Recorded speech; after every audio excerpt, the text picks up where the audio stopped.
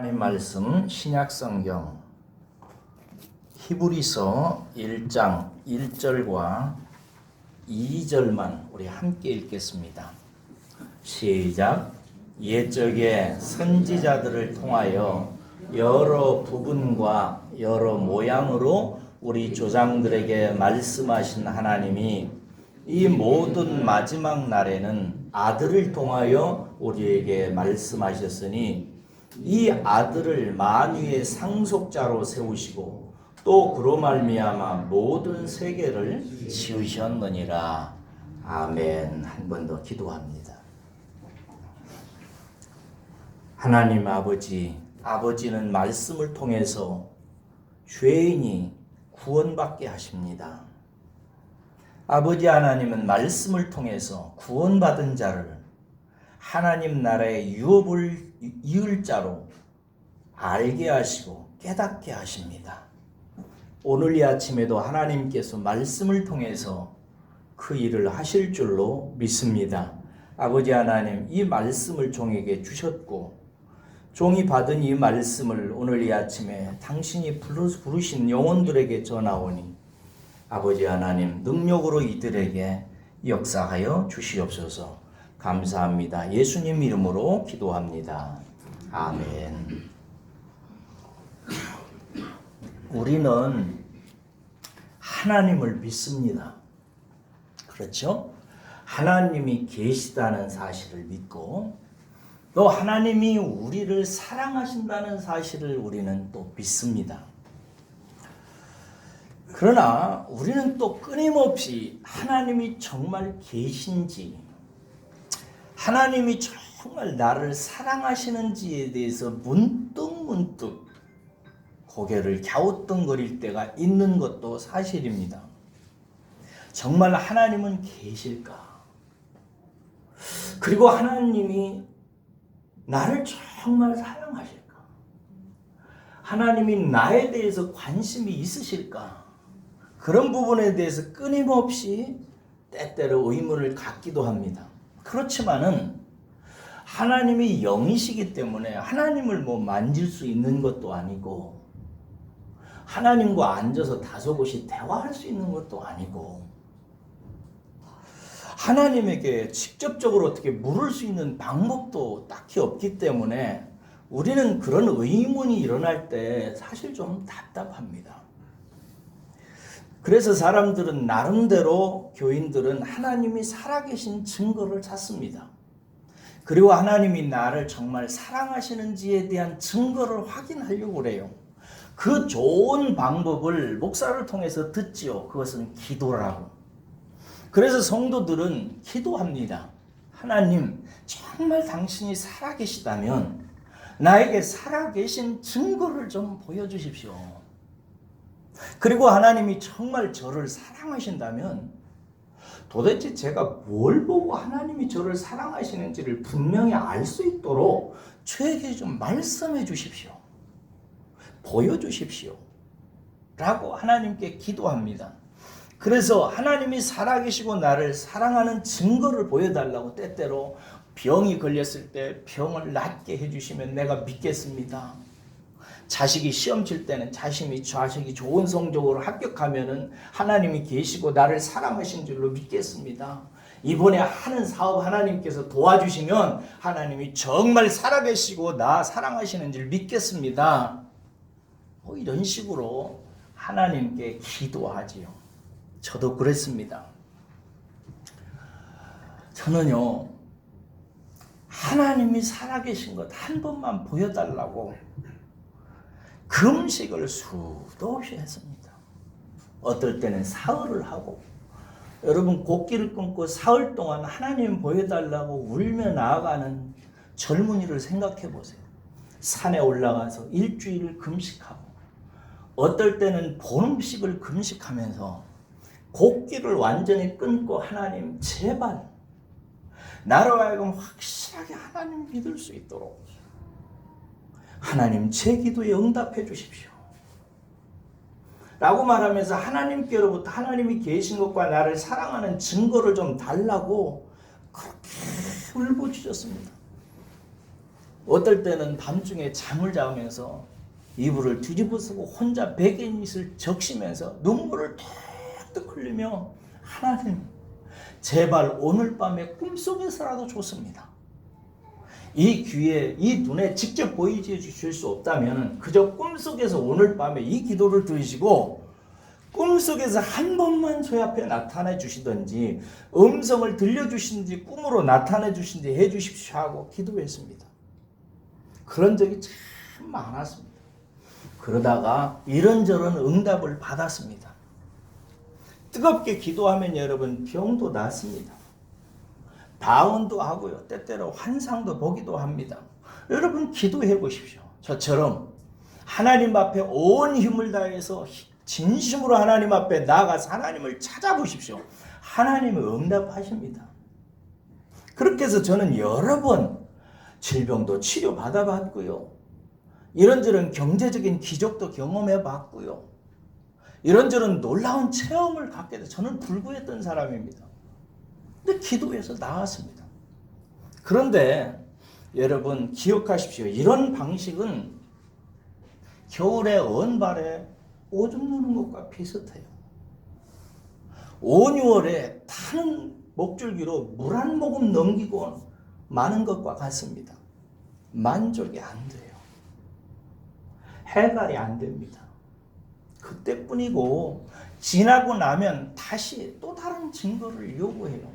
아니 우리가 남편과 아내가 살면서도 아침에 자기 나 사랑하지 했다가 저녁에 돌아오면 나 사랑하는 거 맞지 했다가 반지 끼워줄 때는 사랑하네 했다가 저녁에 늦게 돌아오면 사랑하는 거 맞아 하고 따지듯이 잠시 하나님으로부터 반지를 받은 것 같고 잠시 하나님으로부터 뽀뽀를 받은 것 같은 상황이 있지만 그러나 지나고 나면 금방 다시 정말 하나님이 살아계신 걸까? 혹시 귀신이 그런 것 아닐까? 혹시 어쩌다가 우연히 응답된 건 아닐까? 끊임없이 우리는 의심하고 또 근본적인 해답을 얻지 못해서 헤맵니다. 여러분들 기억하십시오. 이런 식으로 신앙생활을 하면은요, 이렇게 말합니다. 언젠가 어떤 성도님이 저한테 그러더라고요. 눈물을 뚝 한 번 흘리시면서 한다는 말이에요. 목사님, 신앙생활 정말 힘들어요. 그러더라고요. 아니, 하나님이 음성 들려주시고 하나님이 기도하면 척척 응답해 주시고 그러면 신앙생활이 뭐가 힘들겠어요? 신나지요.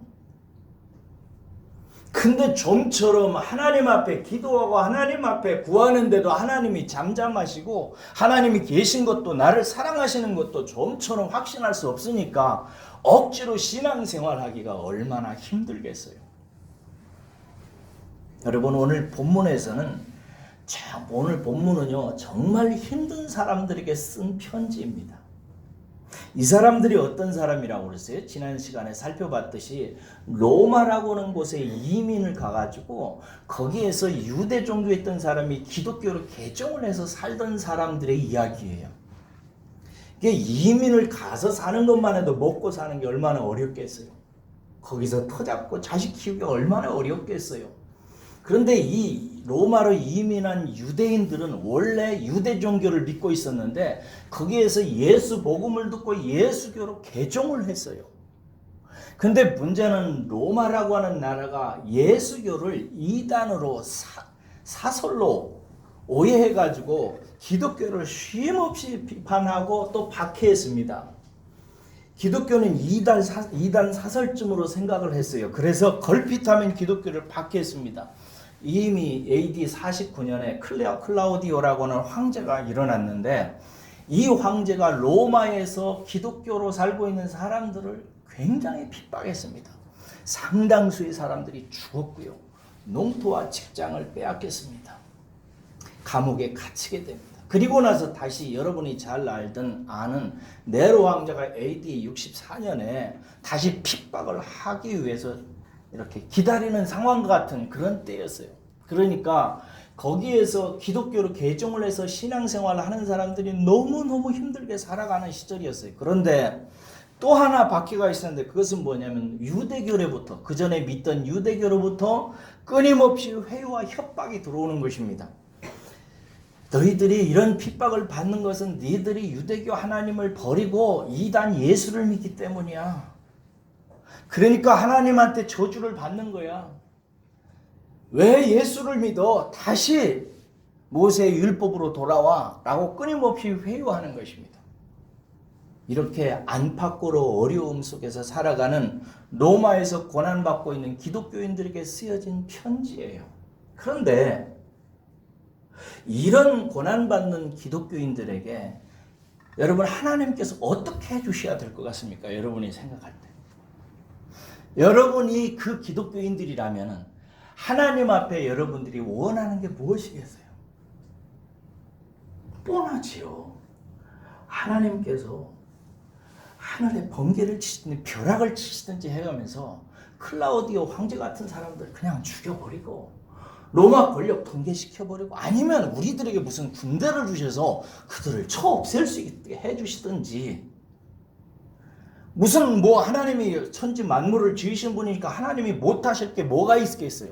어떤 형태로든지 간에 로마에 살고 있는 기독교인들이 이 고난과 어려움을 이길 수 있도록 힘을 주시든지 환경을 바꿔주시든지 도피를 시켜주시든지 해야 될 거 아니에요.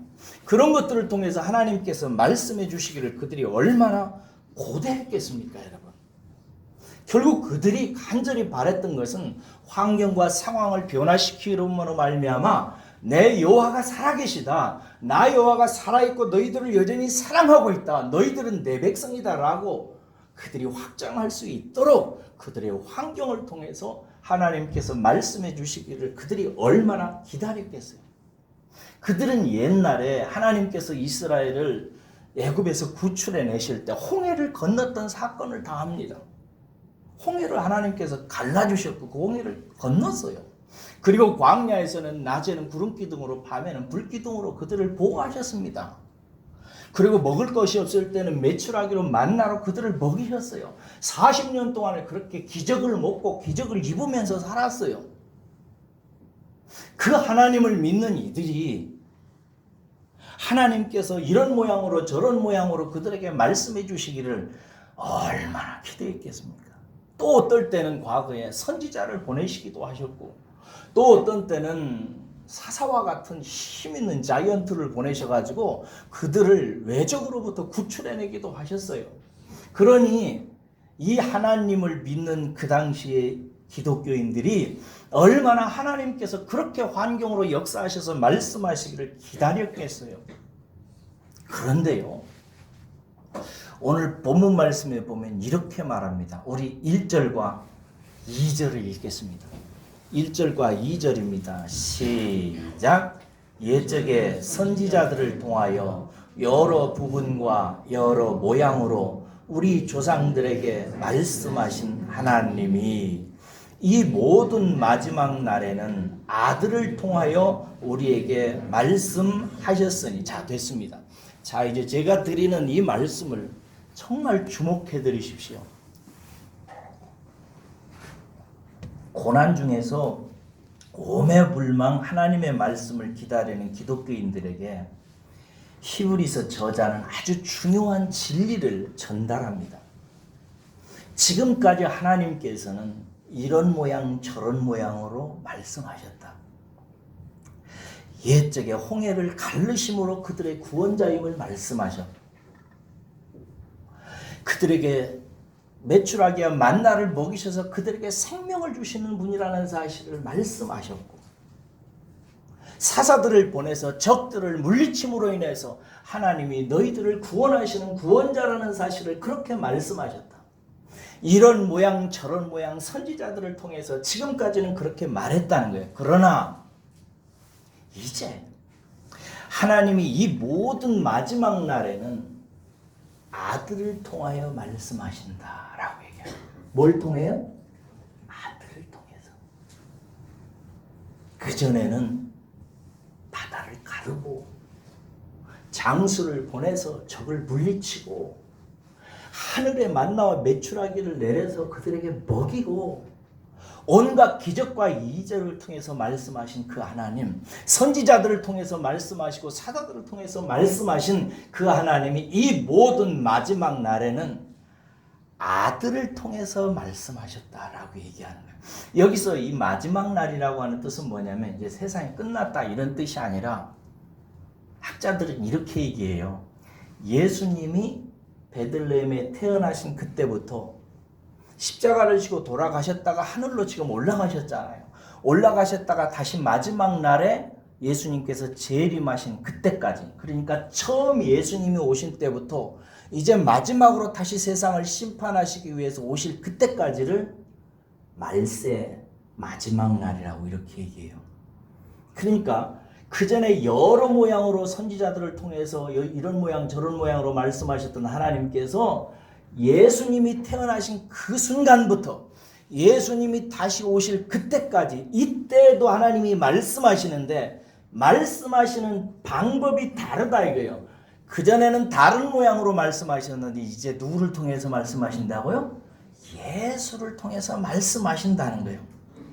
여기서 우리는 이 두 가지 사실을 꼭 기억해야 됩니다. 이제 선지자나 홍해를 가르는 일이나 불기둥이나 구름기둥이나 만나나 메추라기나 이런 기적으로 하나님께서 말씀하시기를 원하시지 않는다는 거예요. 그러면 지금 이 말세 시대는 신약 시대에는 무엇으로 말씀하시는가? 하나님이 아들 예수님을 통해서 말씀하신다는 거예요. 그래서 신학자들은요 심지어 이렇게까지 얘기해요. 이제 예수 그리스도께서 오셔서 말씀으로 우리 앞에 나타나신 이것이 계시의 끝이다 이런 거예요. 더 이상 하나님께서 사람에게 말씀하시지를 않는다는 것입니다. 굉장히 강조한 말이에요. 그러나 여러분 정말 하나님께서 말씀하시지 않는 것은 아니에요. 여러분들이 하나님의 말씀을 정말 듣고 싶으시거든. 정말 하나님이 살아계시고 여러분들을 사랑하시는 증거를 얻기를 원한다면 저처럼 힘써 기도해 보세요. 온 마음을 다해 하나님을 찾아보세요. 저는요 어떤 사람들이 예수를 믿다가 교회를 떠나기도 하고 어떤 사람은 예수를 믿으려고 하는데 안 믿어진다고 하는 사람에게 정말 묻고 싶은 게 있어요. 하나님 찾아봤냐고. 하나님 만나려고 정말 목숨 걸듯 기도해 봤냐고. 하나님은 그렇게 기도하라고 하셨거든요. 내게 부르짖으라. 그러면 내가 너를 만나겠고 내게 응답하겠다고 하나님이 약속하셨거든요. 여러분 이 사실을 믿으시죠? 네. 하나님이 그렇게 말씀하셨어요. 그래서 정말 하나님을 찾는 사람은 만나게 되어 있어요. 저도 그렇게 하나님을 만났어요. 그 후로부터 저는 흔들리지를 않아요. 하나님이 계신 것 확신합니다. 하나님이 저 사랑하시는 거 확신해요. 그런데 하나님께서 원하시는 말씀의 방식이 있어요. 신약시대에. 그것은 뭐냐면 예수님을 통해서 말씀하신다는 거예요. 예수님이 하나님의 말씀이라는 거예요. 그래서 하나님께서는 하나님을 사랑하는 모든 자녀들이 예수 그리스도를 깨달음을 통해서 하나님이 하시는 말씀을 알아듣기를 원하세요. 왜 그러냐면 다른 기적이나 복 받는 것이나 기도에 대한 응답이나 이런 것들을 통해서는 하나님이 어떤 분이신지를, 하나님이 우리에게 무슨 일을 하셨는지, 장차 하나님께서 우리에게 허락하신 것이 무엇인지를 깨달을 수가 없어요. 알 수 없습니다. 여러분 제가 왼팔이 불구했는데 어느 날 기도하다가 나았습니다. 이것을 통해서 제가 안 게 있어요. 아, 하나님 살아계시구나. 그리고 하나님이 나 사랑하시는구나. 그리고 하나님은 능력이 많으신 것이구나. 이런 것 알았어요. 그것 끝이에요. 하나님이 나를 왜 지으셨는지 이런 거 몰라요. 그걸 통해서는. 하나님이 왜 예수님을 보내주셨는지 내 질병 나온 것까지는 몰라요. 하나님이 내 죄를 어떻게 고치고 나를 어떻게 사람 만드시는지 이런 거 모릅니다. 그냥 복받고 건강하고 병치유하고 이런 것들을 통해서는 정말 하나님이 우리에게 말씀하시려는 것을 알 수가 없어요. 몰라요. 그것을 통해서. 그러니까 얕은 것입니다. 그래서 하나님께서는 그런 것들로 인해서 우리들에게 말씀하시는 것을 이제 그만하고 싶다고 말씀하시는 거예요. 대신 뭘 통해서 말씀하신다? 예수님을 통해서. 왜 예수님을 보내주셨는지, 왜 예수님이 십자가에 달려 죽으셔야 했는지, 예수님이 부활하신 것이 뭘 의미하시는 건지, 예수님이 왜 세상에 다시 오시는지, 왜 예수님은 우리 속에 들어오셔서 역사하셔야 되는 것인지, 왜 예수님은 우리에게 주님이 되어야 되시는 것인지, 왜 우리가 예수님의 말씀에 귀 기울여야 되는 것인지, 이런 것들은 다 무엇을 통해서 얻게 되냐면 예수님께 관심을 가지고 예수님께 집중하고 예수님에 대해서 기록되어진 말씀에 집중하게 될 때 알아가고 깨달아지는 거예요. 하나님께서는 이렇게 예수를 통해서 오늘 또 말씀하시기를 원하시는 것입니다. 그래서 올 한 해 저와 여러분들이 한 해 살면서 집중해야 될 묵상의 표어를 제가 예수를 깊이 생각하라, 이렇게 히브리서 3장 1절의 말씀을 가지고 이렇게 정했어요. 따라서 하겠습니다. 예수를 깊이 생각하라. 예수를 깊이 생각하라. 영어로 말하면 feed your thought on Jesus 이래요. feed A on B 하면 이게 무슨 뜻이라면 A를 B에 고정시켜라 이런 뜻이에요. 붙여놔라 이런 뜻이에요. 그러니까 feed your thought, 너의 생각을 on Jesus, 뭐예요? 예수께 고정시켜라, 붙여놔라 이게요. 히브리서는 그 로마에서 박해를 당하는 히브리인들을 위해서 쓴 거예요. 하나님께서 이 서신자를 통해서 그 히브리인들에게 하나님께서 말씀하신 거예요. 우리가 생각할 때는 로마에서 박해받고 억울하게 살아가는 그 사람들에게 하나님께서 역사하셔서 하늘을 가르고 땅을 진동시키고 로마인들 쫓아내고 우리들 보호해 주시고 막 이러면 얼마나 좋겠어요. 근데 하나님께서는 그렇게 하지 아니하시고 그들에게 말씀하신 거예요. 너희들의 생각을 예수께 고정해라. 너희들의 생각을 예수께 붙여놔라. 그리고 예수를 묵상해라 라고 얘기하는 거예요. 그때 우리는 조금씩 나의 고통과 나의 삶이 예수 그리스도 안에서 무슨 의미가 있는지를 알아가게 되는 거예요. 여러분, 제가 지금 박사학위 과정을 공부합니다. 1년을 하고 이제 2년째를 이제 들어가야 돼요.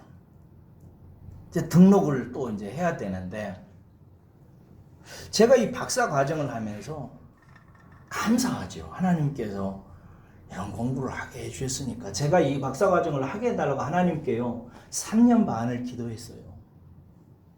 3년 반을 하나님께 공부시켜달라고. 나 이 성경 묵상하다가 깨달은 좋은 세계가 있다고, 이것 좀 완성하게 해달라고.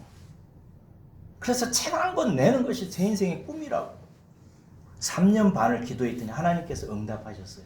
명확하게 대답하시더라고요. 그래서 공부하게 됐어요. 그런데 공부하는데 두세 가지가 마음에 안 들어요. 하나님이 왜 이렇게 하시는지.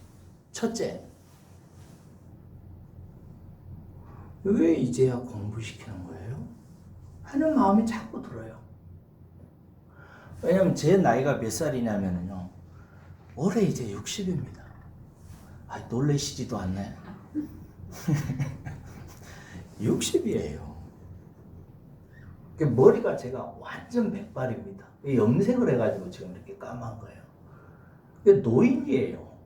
옛날 같으면 이제 뒷짐지고 어허 하면서 환갑잔치하고 살 나이에요. 이 나이에 무슨 공부를 해요?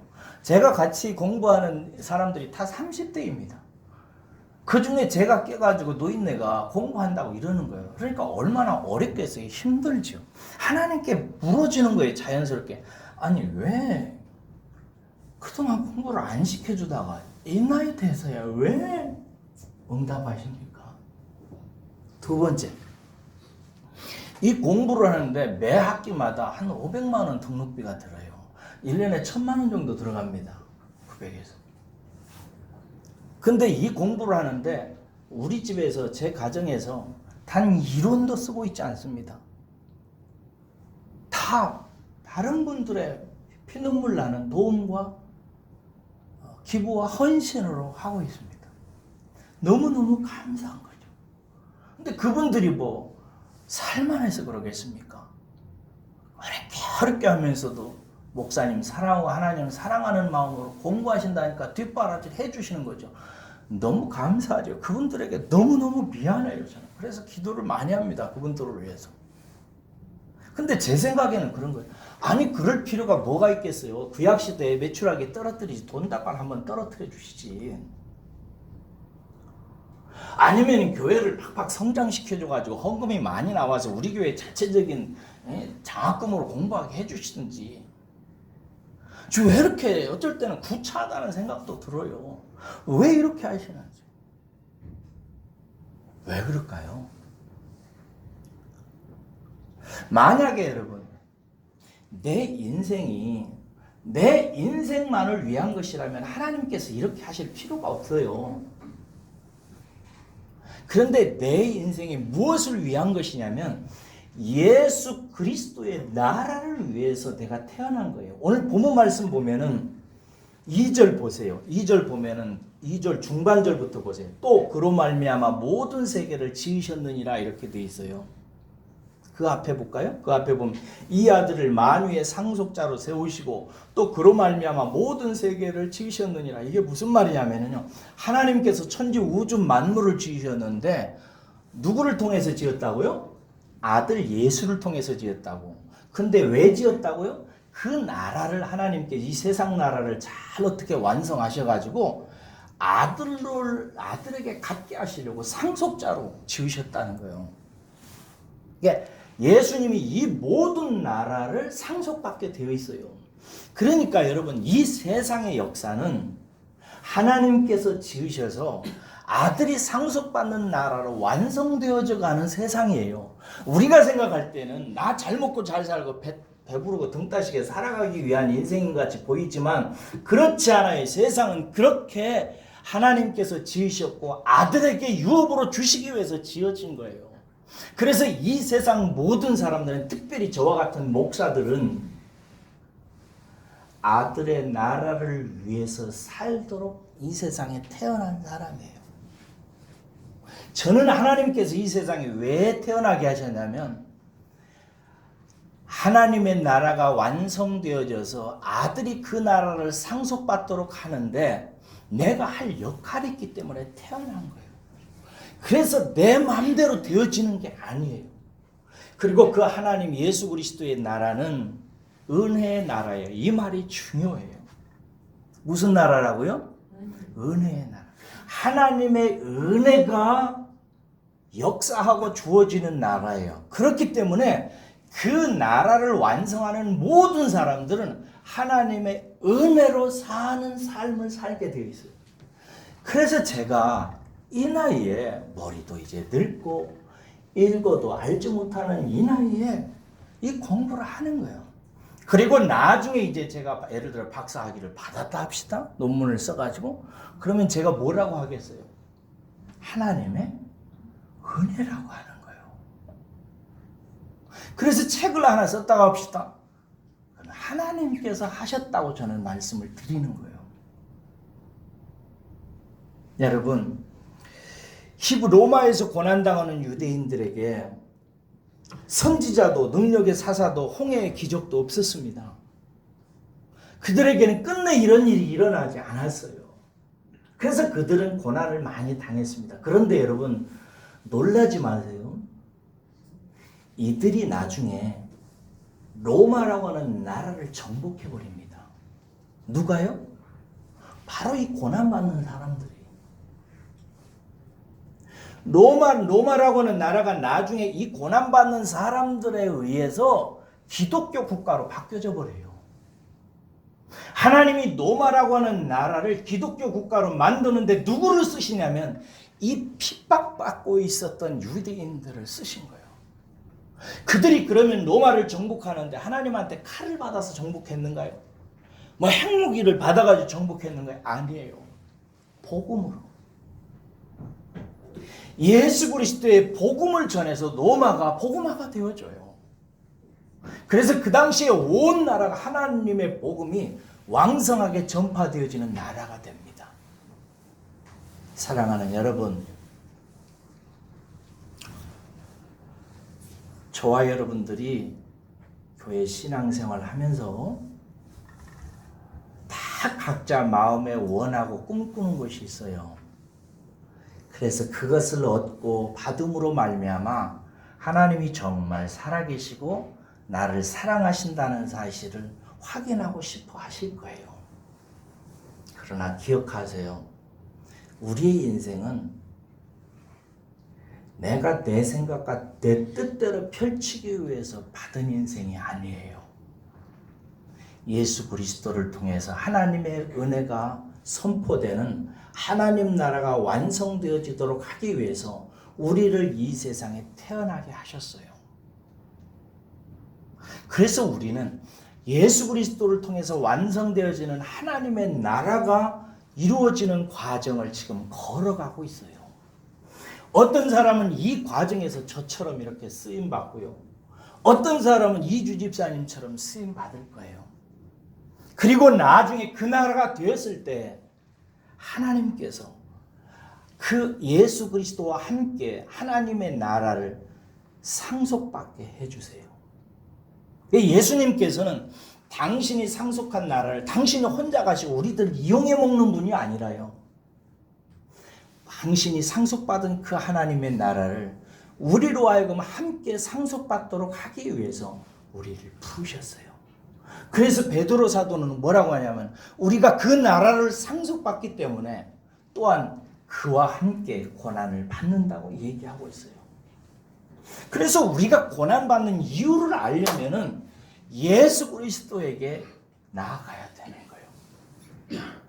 사랑하는 여러분, 올 한 해 동안 예수 그리스도 앞에 나아가서 그분을 통해서 나타난 하나님의 말씀을 통해서 내가 누구이고 내가 어떤 사랑을 받았으며 나의 인생은 어떻게 걸어가야 되는지 하나하나 알아가시고 하나님께 복을 얻는 깨닫는 저와 여러분 되시기를 주의 이름으로 축복합니다. 기도하겠습니다. 고마우신 아버지 하나님, 아들 예수 그리스도를 통해서 하나님의 나라 천국을 이루어 가시기 위해서 우리를 또한 지으셨습니다. 그래서 우리가 이 세상에 태어났고 예수님을 통해서 완성되어지는 그 천국을 이루기 위해서 우리는 살아갑니다. 세상 사람들은 다 자기 먹고 배부르고 잘 살기 위해 살지만 그러나 그 많은 사람들 가운데서 하나님께서 우리를 부르셔서 예수 그리스도와 함께 그 나라를 상속받도록 하기 위해서 우리를 부르신 줄로 믿습니다. 그래서 우리가 어떻게 살아가야 되는지, 무엇이 복인지, 무엇이 우리에게 정말 유익한지를 알기 위해서 예수 앞에 나아가는 우리들이 되게 하여 주시옵소서. 예수 없이는 내가 누구인지 모릅니다. 예수를 통하지 않고서는 내가 어떻게 살아가야 되는지 모릅니다. 예수 제쳐두고 무엇이 내게 복인지를 우리는 알 수 없습니다. 예수 없이는 그래서 허탄하게 살다가 영원한 지옥으로 떨어진다는 사실을 기억하고 예수 앞에 탈싹 붙어서 예수를 통해서 진리를 알아가는 우리들이 되게 하여 주옵소서. 감사합니다. 예수님 이름으로 기도합니다. 아멘. 축도로 예배 마치겠습니다.